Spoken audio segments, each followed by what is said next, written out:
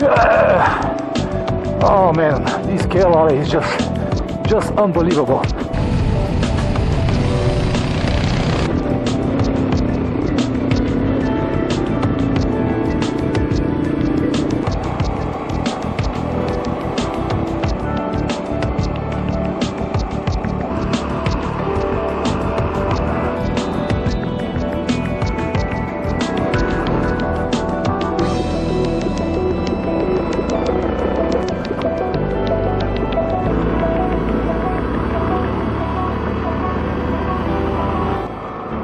Go, go, go, Tenere, go, go, go. Few more meters, maybe.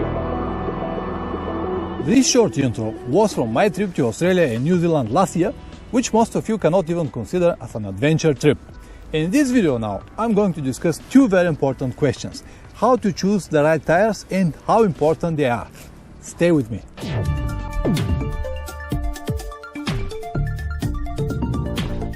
Welcome back. If you don't know me, my name is Pavlin. I am a motorcycle traveler. In this channel, I usually upload anything related to long motorcycle trips, so you might consider subscribing. Back to the topic, how important the tires are. I hope that you like my new filming location. Let me tell you something, it is not easy to find an empty area like this in big city like Berlin. Everywhere is full with people, cars, and it is so noisy. The reason I got this, because this is a big company car parking, and now it's 6 p.m. and all the cars are gone. So anyway, if you click on this video because you want me to compare different type of tires to make some kind of reviews, I have to disappoint you and will tell you that it's not gonna happen. I will mention a few brands and models that I used in the last year, but in common, the video is going to be about something completely different. As usual, I want you to see the whole picture instead of focus on something that you might or might not need. With this, I'm not saying that the tires are not important. No, it's quite opposite. They are very, very important, and this is what we're gonna discuss now. Make sure that you watch the entire video, because at the end, I'm gonna give you 3 very important tips that will help you prevent some critical mistakes. I have heard many times, even from very experienced riders, that on a motorcycle trip, you need tires that last longer. I'm sure that you're gonna agree with this, right? But let's see this longevity from a different angle. From safety perspective. Or maybe I should have asked a different question. Which tires are safer? The model that will last longer or the one that will finish quick? This is a good question, isn't it? And now the resistance. Pavlin, it doesn't matter what you're gonna say. I have 20,000 miles to cover and I'm not gonna buy a second set of tires. I just cannot afford it. Of course, I understand good quality tires are not cheap, but let me ask you something. How much your life cost?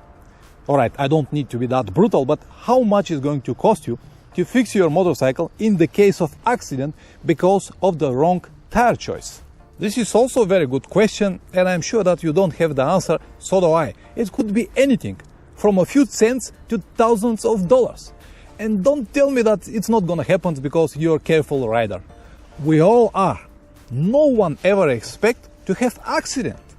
So this is something that we cannot predict, but at least we can minimize it.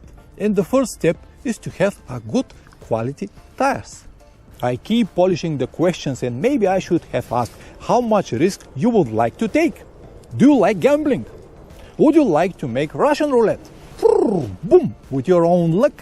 Because honestly, I prefer to stay on the safe side, but you might be different. I have even heard some clever people saying no risk, no glory. I am absolutely sure that you're better than those people, but let me ask you something. Do you think that the pilots from Formula 1, or maybe more relevant, the riders from MotoGP, like the risk? Yes, the answer is yes. These high levels of adrenaline keep them alive, right?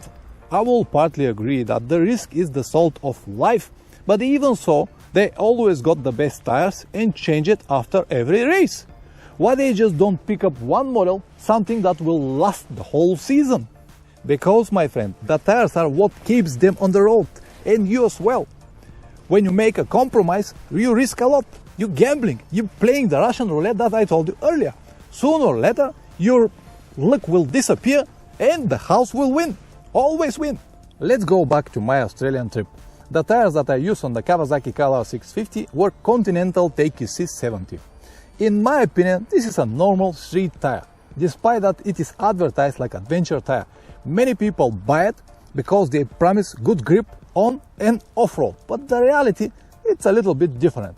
I did not change it, first because the bike was mine and the owner just got these tires, and I don't know what he is planning to do with the motorcycle after me. Even that I wasn't planning any crazy stuff, I still had many moments where a different tires would have been performing way better. I was lucky enough to go over all of these obstacles, but I got a lot of risky moments or close calls or whatever you want to name it. Because on a long trip, you never know what you're gonna face. The very first thing that I did when I arrived in New Zealand is to change the tires. The bike that I've got, Yamaha Tenere like mine, was with Michelin and they were fine for more 2,000-3,000 kilometers, but even so I changed it. Because it was winter there, which is mean that the asphalt is going to be cold, there will be some ice spots, maybe ice grit, and this is exactly what it was. But every day, no matter where I went, the tires kept me on the road. They never slide, they never moved. Even that I managed to go to many dirt roads, they were absolutely fantastic. And yes, they finished for 8,000 kilometers, and what? I don't care. The most important is to come back safe in one piece, always. 3 very important tips that you have to remember. Number 1, you have to learn how to calculate the risk and make the right decisions. The money that you might save now will cost you a lot on long term. Don't play with your luck and always stay on the safe side. Number 2, from the actual material the tire is made and from the size of these gaps between the buttons depends on that how the tire will behave on different terrains. When you have these large gaps and soft material, the tire will be very well on the gravel roads, on the dirt roads, even on the asphalt is going to be alright because we have these buttons, but the buttons, they've got this large surface here. So this tire will perform very well even on the dry asphalts like today, but they will also work fine on the dirt roads, on the gravel roads. The only problem with this tire, or at least what I have found out, it's on the mud. On the mud, they are slippery, but this is not a tire for mud. But when you have small gaps like TKC 70, that means this tire is going to be good only on the asphalt roads. As soon you move away for something different, it will be very slippery. And I said at the beginning, it's very important to have this soft material. When you have hard material, that's only mean that the tire content is more plastic. When you have more plastic, especially on the cold asphalt, you might slide. This is the big difference. And the soft materials, yes, they finish fast, but they hold better. Number 3, choose the tires that will allow you to complete the whole trip successfully. By saying this, I mean to pick the tires that will help you to ride on the most difficult part of the trip. If the tires that you've got are not good enough or already worn out before the difficult part, change it, but you shouldn't risk to ride on the difficult terrain without the proper tires. This may cost you a lot. And because we are still on this topic, let me give you one bonus tip. Every time when you change your tires, change the tubes as well. Even that they might look okay, change it with good inside tubes, something like 4 millimeters. This will ensure almost 90% puncture-free trips. Not always, but in most of the cases. If you want to learn more about long motorcycle trips, check the rest of the videos in the channel. I have more than 600. If you don't have time and you want to shortening this process, you might consider joining my online course. All the links are in the description down below. As usual, always ride safe and see you next time.